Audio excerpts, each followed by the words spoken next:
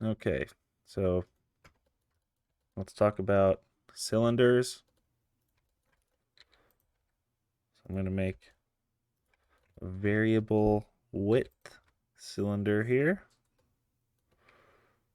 And let's talk about unwrapping that.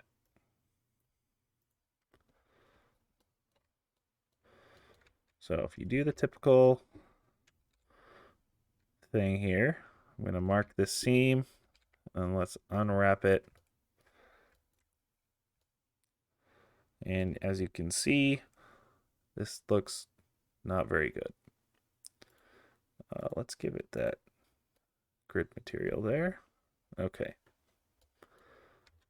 So what do we do about that? Well, there's a few things. We want to mark these boundary seams. Unwrap it.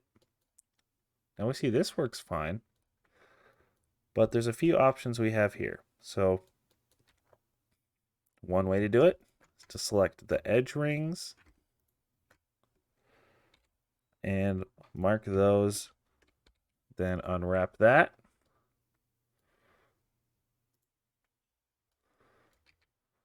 And look at that. So that is totally fine. If you want to do it another way,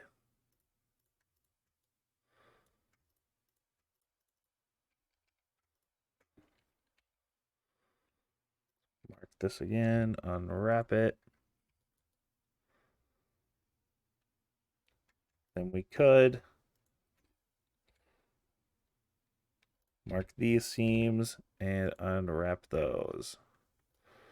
And that works too. So it really depends on what you want to do.